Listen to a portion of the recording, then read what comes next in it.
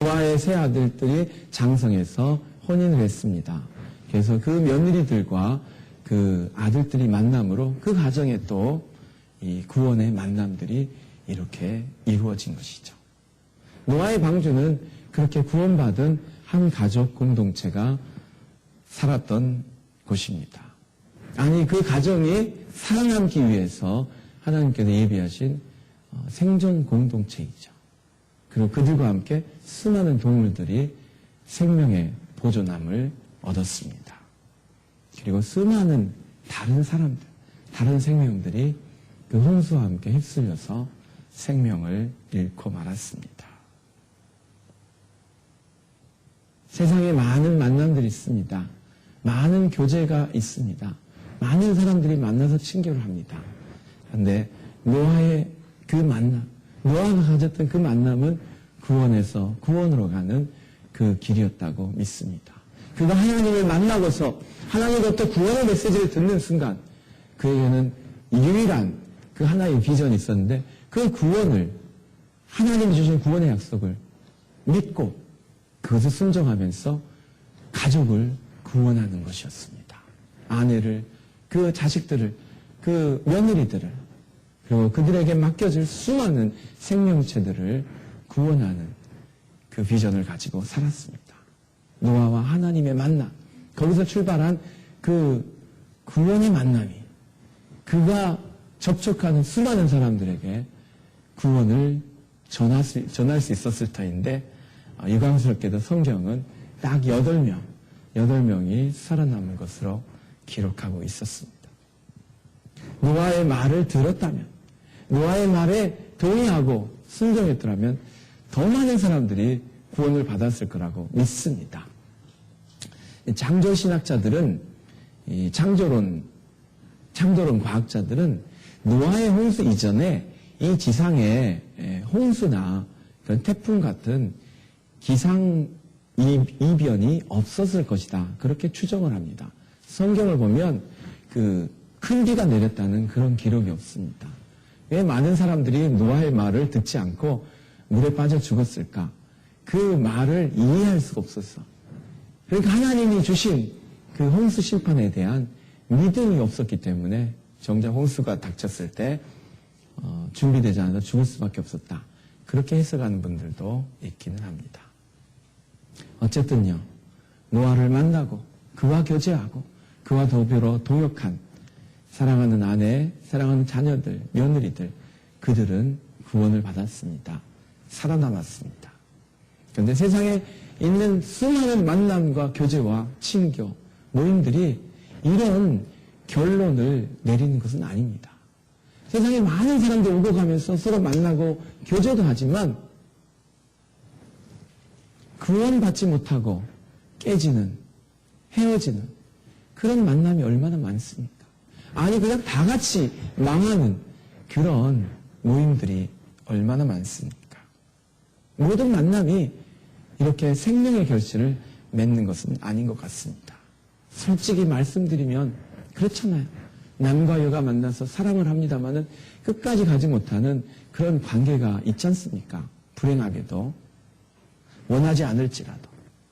아니, 부모와 자녀가 만났어도 부모를 속썩이는 자녀들이 세상에 많이 있습니다.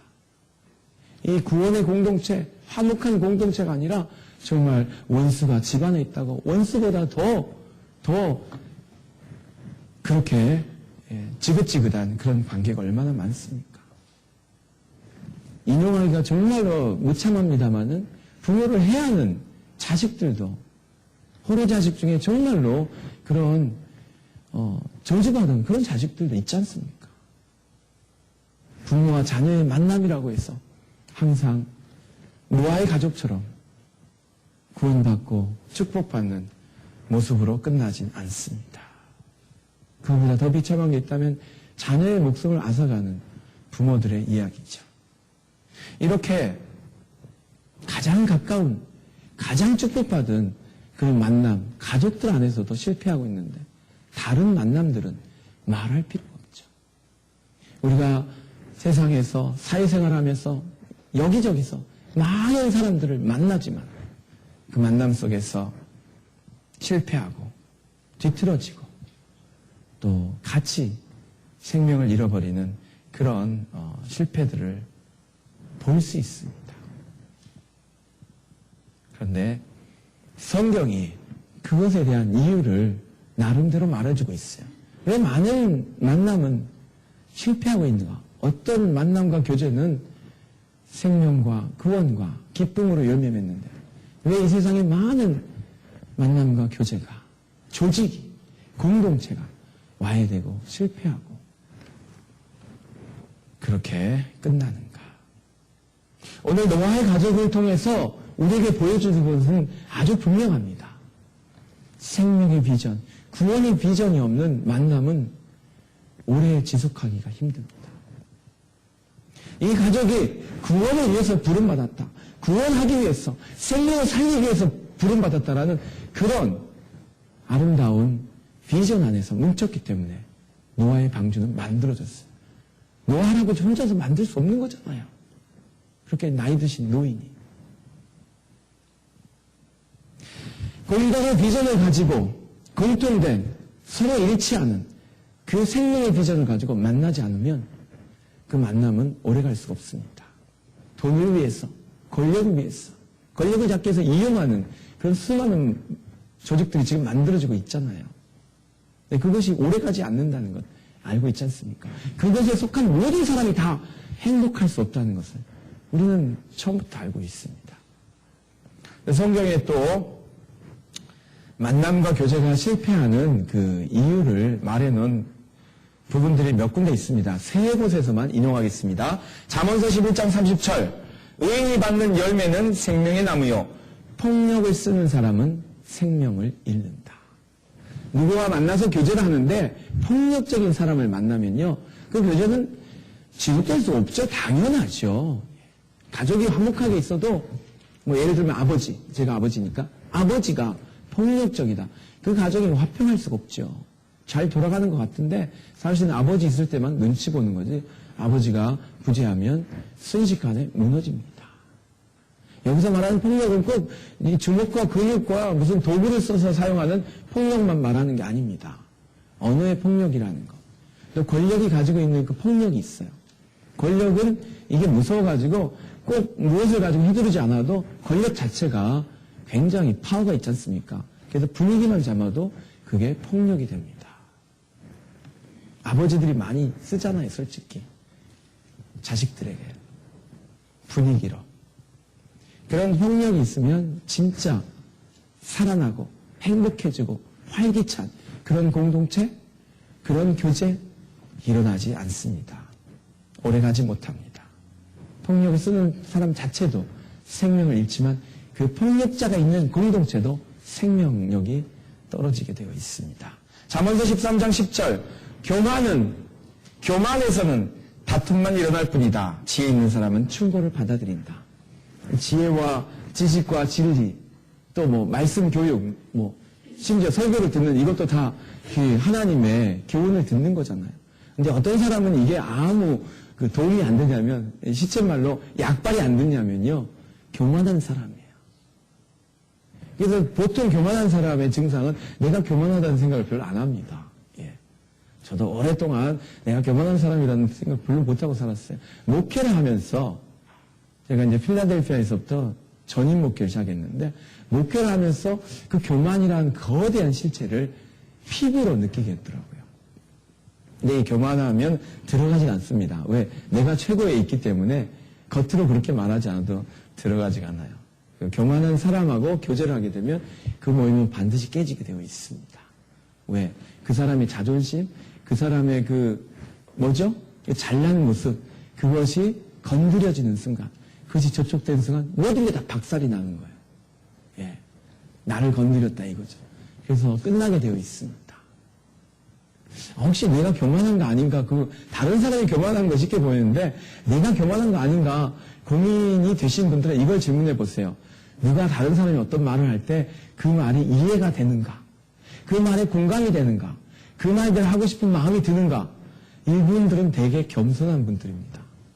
근데 교만한 사람의 증상은 누가 무슨 말을 할 때 이게 틀렸는데 저 사람이 이대로 안 하고 있는데. 이런 말을 내가 왜 듣고 있어? 그런 생각이 먼저 드시면요. 한번 자신에게 질문을 던져봐야 돼요. 내가 겸손한 사람인가? 아닌가? 예, 교만한 사람이 들어있으면요. 그 교제는 결국 열매 맺지 못하게 되어 있습니다. 잠언서 23장 6절 말씀. 너는 인색한 사람의 상에서 먹지 말고 그가 즐기는 맛난 음식을 탐내지 말아라. 부자예요. 음식이 아주 화려해요. 아주 괜찮아요. 그런데 그 사람이 사실은 인색한 사람입니다. 근데 이게 모르잖아요. 문제는 그걸 모르니까 그러는 거지. 인색한 사람이란 말은 다른 뜻이 아니고 그것을 그냥 베풀지 않는다는 뜻입니다. 뇌물이에요, 뇌물. 그거 다음에 대가가 있어요. 꼬리가 달려 있어요. 그걸 말하는 거예요. 그건 모르잖아요. 저 사람이 씀씀이 보고서 그냥 와, 대단하다 그러지. 그런 걸 보고서 인색한 걸 모르잖아요. 인색한 거는 주로 가난한 사람에게 베풀지 않는 거, 이런 걸 가지고 우리가 인색함을 생각하기 때문에 그런데 여기서 말하는 인색이란 말은 대가 없이 베풀지 않는 사람을 말하는 거예요. 절대로 공짜가 없어요. 막 베풀지만 공짜가 없어요. 예, 조건이 있는 거예요. 뭔가가 기다리고 있는 거예요. 그거 타이밍만을 기다리고 있는 거지 지금 베푸는 것들이 전혀 진정한 선물이 아닌 거, 이것이 인색한 것입니다. 그런 사람의 상에서 먹으면 다른 성경을 읽으시면 반드시 토하게 될 것이다. 이렇게 되어 있습니다. 이 성경에 있는 말씀이에요. 그래서 그가 아무리 맛있는 음식을 가지고서 먹고 즐긴다 하더라도 탐내지 말라고 되어 있습니다. 그래서 만남과 교제와 친교를 함에도 불구하고 이런 증상들이 나에게 있으면 그 교제는 오래 갈 수 없습니다. 반드시 삐걱거리게 돼 있어요. 나 때문에 망가지게 돼 있어요. 그리고 이런 사람과 만나서 교제하시면 결국 상처를 받게 되어 있습니다. 왜요? 결국은 나의 이익을 위해서 이 모든 것이 조종되기 때문입니다. 나의 자존심을 위해서, 세우기 위해서, 나의 권력, 그러니까 나를 멋지게 드러내기 위해서, 내가 기대하는 그 거래를 성사시키기 위해서 그렇게 베푸는 것들, 그런 의도로 하시게 되면 다른 사람을 상처 주게 되어 있죠. 그런 사람과 모르고 교제하시면 결국 여러분은 손해보게 되어 있지요. 누구를 만나러 갈 때 그 사람에게서 무엇을 얻을까? 무슨 혜택을 볼까? 무슨 거래를 통해서 무엇을 따낼까? 이런 생각을 가지고 만나는데 어떻게 그 만남이 순수하고 사랑과 기쁨이 넘치고 그리고 사랑으로 열매 맺는 그런 생명력이 충만한 교제가 될 수 있겠습니까? 결국은 깨어지게 되어 있습니다. 결국은 상처받고 상한 감정으로 그렇게 끝날 수 있습니다. 우리가 이런 만남들을 정말로 성숙한 하나님이 기뻐하시는 사랑이 넘치고 또 생명력이 넘치는 그런 만남으로 이끌어가기 위해서는 한 가지가 필요합니다. 딱 한 가지가 필요해요.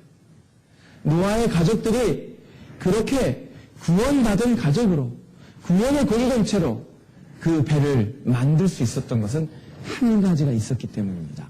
그것은 섬김이라고 하는 거예요.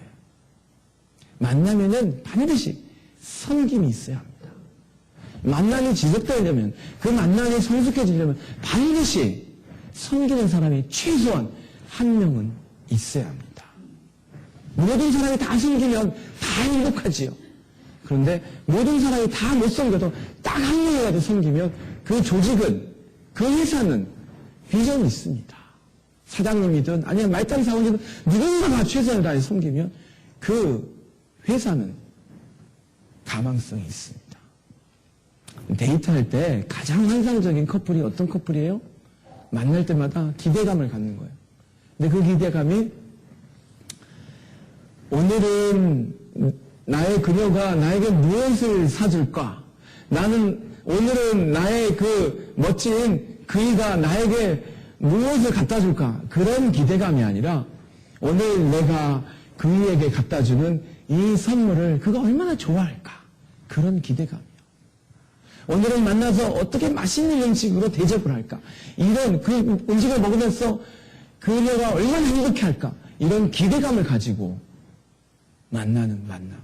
이 환상적인 커플이잖아요. 이 시간이 지나고 나서 이 시들시들해지면 이제 선을 긋죠. 그래, 오늘은 내가 밥 사니까 네가 커피 사라.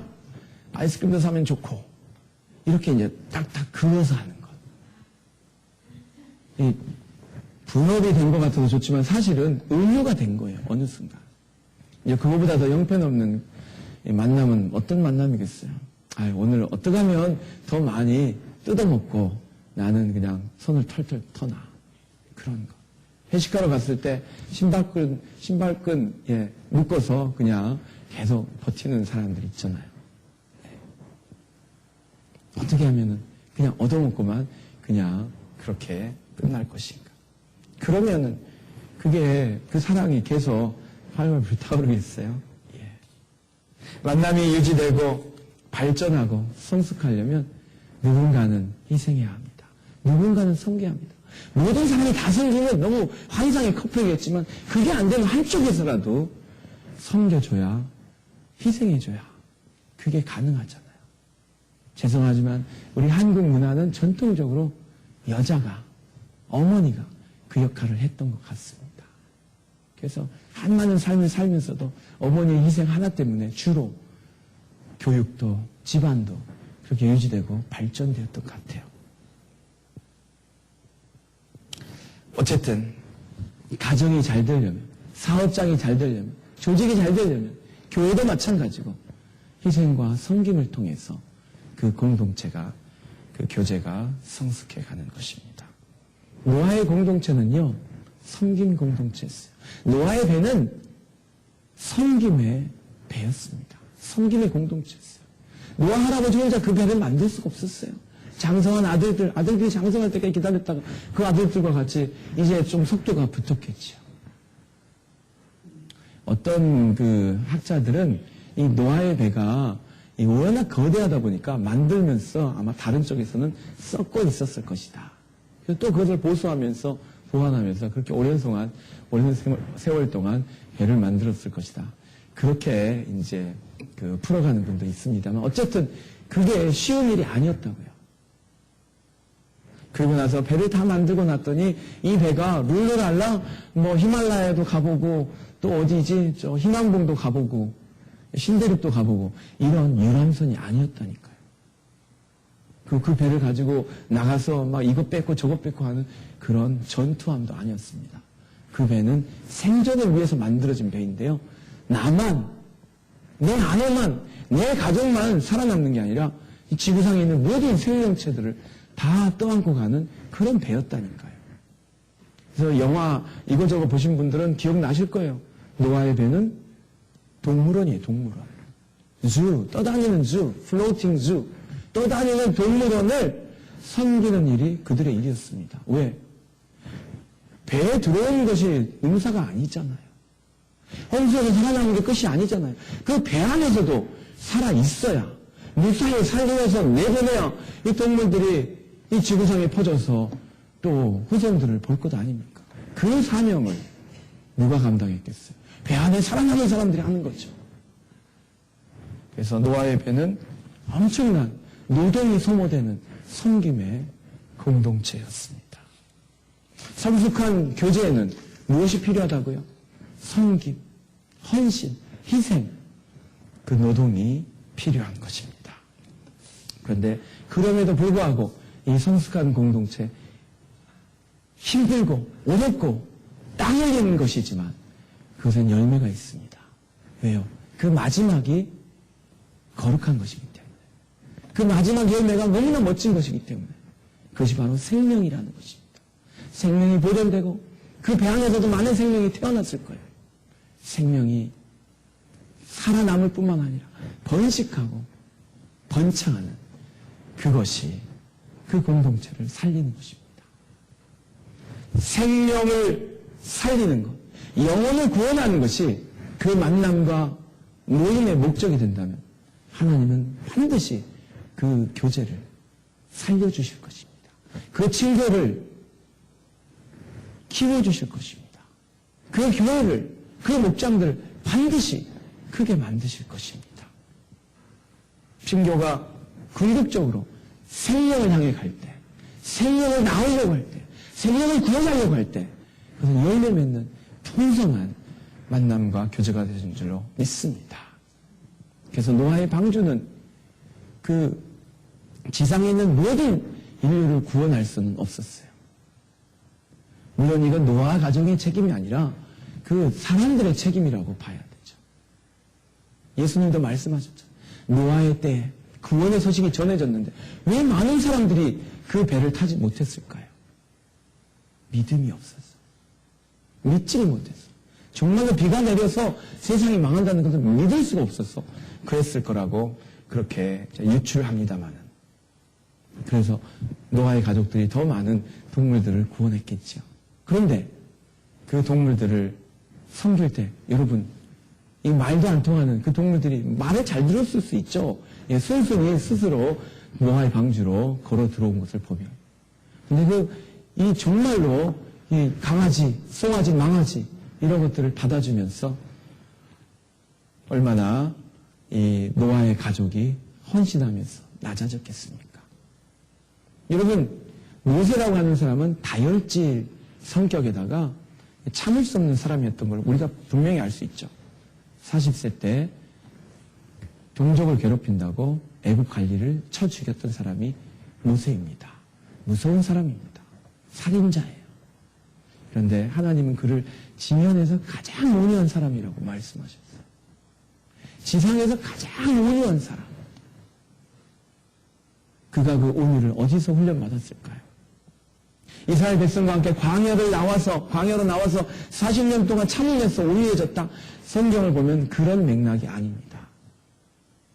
그가 어디서 온유해졌냐면 40세 때 살인하고 도망자가 되어서 광야에서 이들의 양떼를 치면서 말도 통하지 않고 지문도 났고 지저분하고 툭하면 당하는 맹수에게 당하는 그 양무리를 치면서 그 양 한 마리 한 마리를 보살피면서 모세가 성질 죽인 거죠. 쉽게 말하면. 인격 단련된 거죠. 다 포기한 거죠. 나를 내려놓고 또 내려놓고. 이건 말도 안 통하잖아요. 애굽 말도 안 통하고 히브리 말도 안 통하고. 예. 그 양떼에게 섬기면서 그 양떼를 살리면서 그 모세가 온유한 사람으로 되어갔습니다. 노아와 그의 가족들이 한 것이 바로 그 양 정도가 아니라 수많은 더 유치한, 더 지능이 낮은 그런 동물들을 섬긴 것이 그들의 항해였다는 것입니다.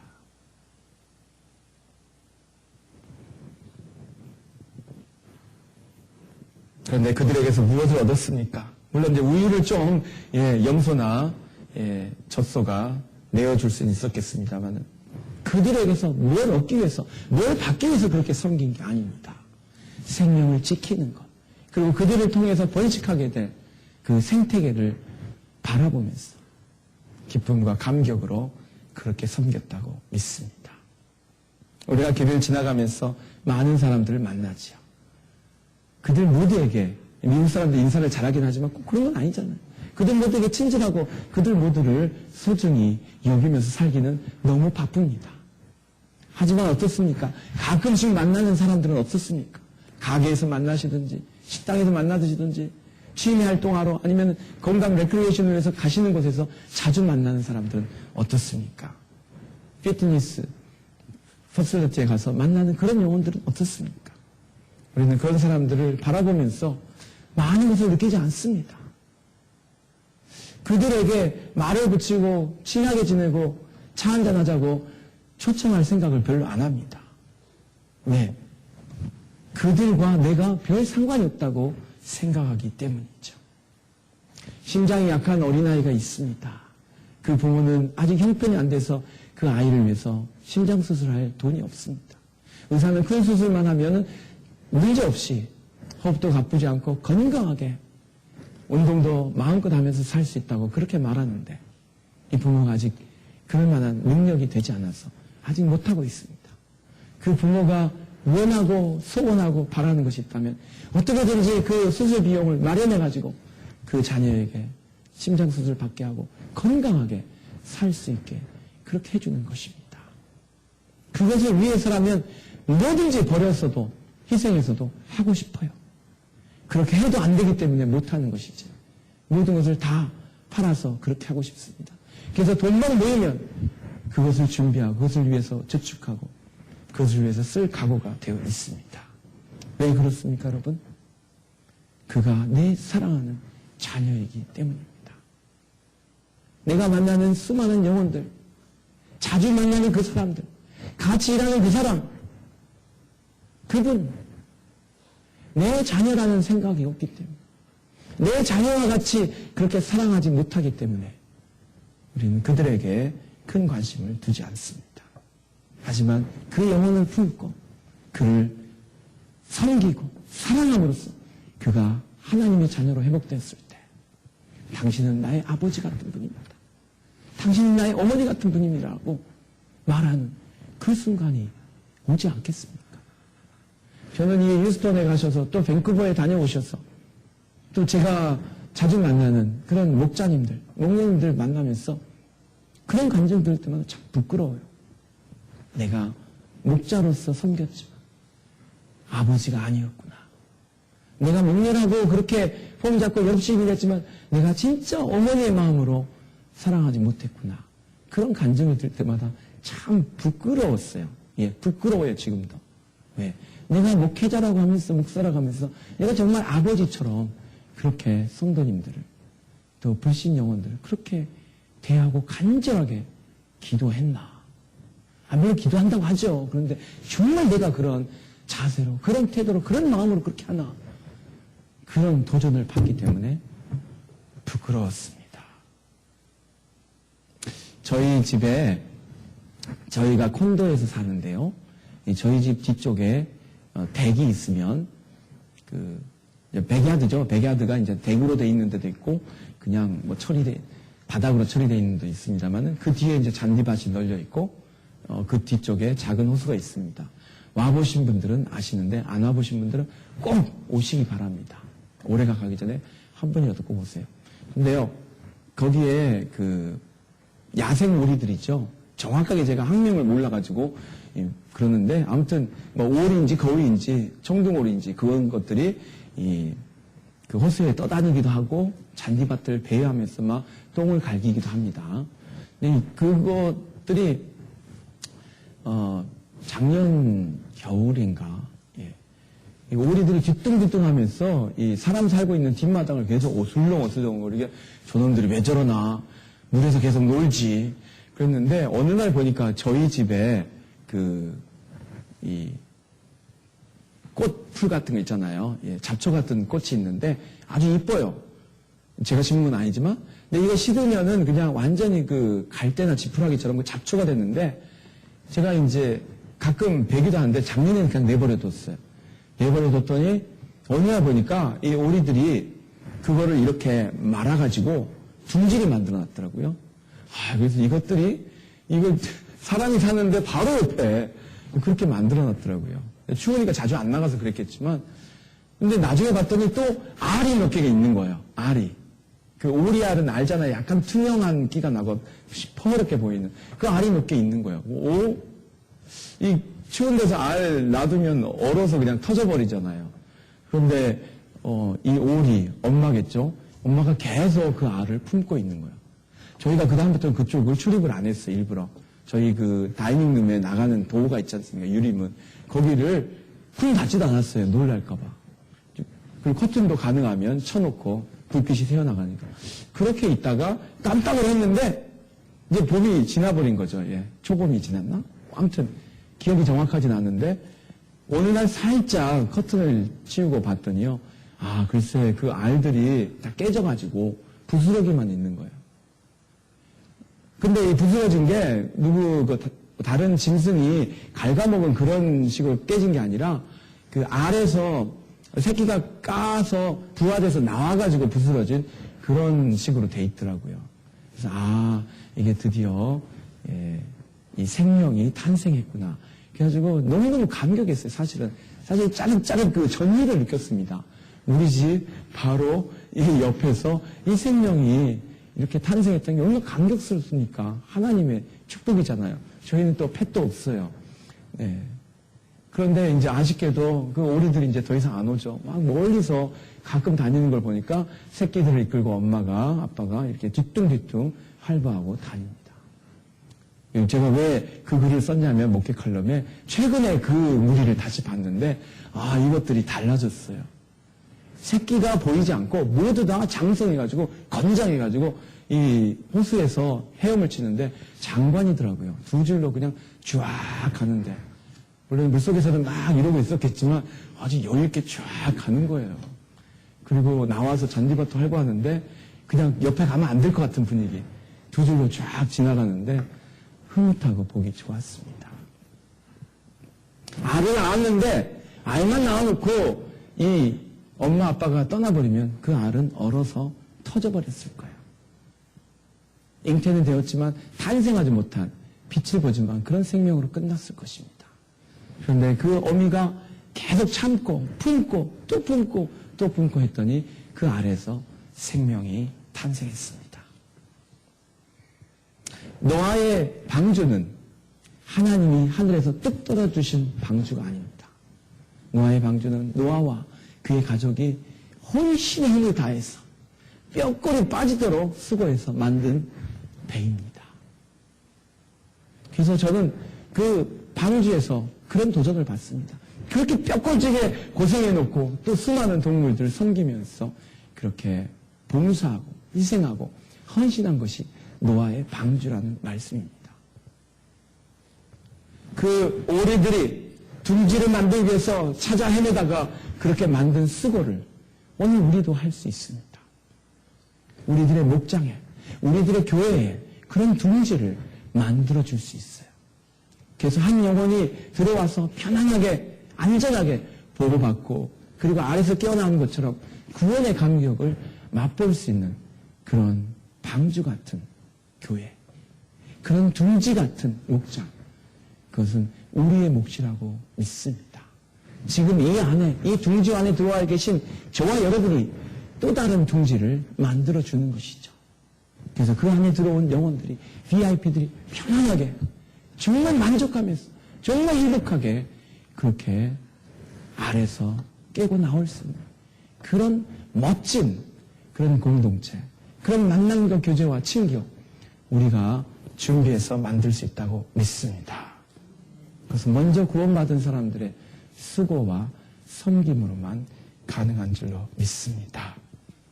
우리 비전교회, 섬기는 교회, 그래서 생명을 구원하는 그런 교회가 될 줄로 믿습니다. 우리 옆에 계신 분들하고 한번 이렇게 선포해 봅시다. 생명을 구원하는 교회가 됩시다. 생명을 구원하는 교회가 됩시다. 감사합니다. 그 생명을 구원하는 교회, 섬김을 통해서 앞당겨진다고 믿습니다. 기도하겠습니다. 거룩하신 하나님, 영혼을 구원하시는 하나님의 그 은혜 가운데 저희들 오늘도 주님 앞에 나왔습니다. 그리고 우리의 마음 가운데 아버지 하나님, 하나님의 구원을 전달할 수 있는 구원의 방주를 지을 수 있도록 도와주시옵소서. 혼자서는 할 수는 없지만 함께하면 만들어갈 수 있습니다.